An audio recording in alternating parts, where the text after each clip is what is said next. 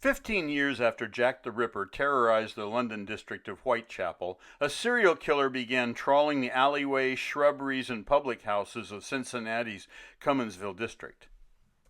The neighborhood was in the early stages of development in this portion of North Cincinnati, which also was the location of the Spring Grove Cemetery. Then, trains and trolleys were the primary means of transportation. The Cumminsville Ripper would add to the burial inventory of vulnerable young women. His first victim, Mary McDonald, was 31 years old and plagued by a serious drinking problem. Her life had been a succession of troubles. On Saturday night, April 30th, 1904, she began a drinking binge starting at her sister's residence, continuing to various taverns. At 2:05 a.m., engineer James Flavin on streetcar engine number 9 observed her near the tracks along Mill Creek. She was leaning against a telegraph pole, swaying in a drunken stupor, holding her hat in her hand.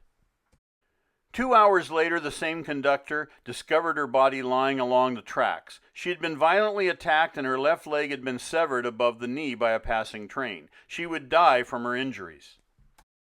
A subsequent series of attacks would follow in mid-September, beginning with Josephine Clausing. She had been beaten semi-conscious and her purse was missing. She had a 3-inch long cut on the back of her head, but survived and provided police with a description of her attacker. Over the next months, more late-night sightings and murders would follow. Lulu Mueller would become the next victim. Her body was less than 50 feet from the tracks, and a trail of blood had dripped from between her body and the rails. 2 women would confront a stalker in the shrubbery. One responded with a vicious punch to his face.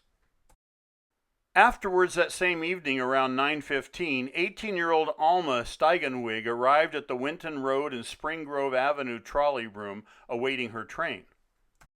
She was struck severely and her killer dragged her by the wrist through an opening in the fence that separated the street from Mill Creek Hollow. He carried her limp body, pausing to briefly rest until he arrived at the Mill Creek Greenway.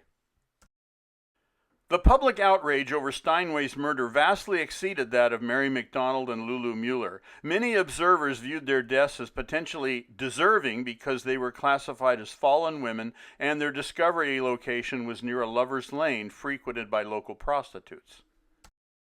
Steinway's employer offered a reward for the killer's capture, but to no avail. Assaults and sightings continued over the next few years. Cumminsville remained in a state of anxiety and panic. The Cumminsville serial killer would ultimately resemble both Jack the Ripper and Northern California's Zodiac killer 6 decades later. All 3 cases would involve killers that the police could never apprehend or accurately identify. They would remain the ones that got away with murder.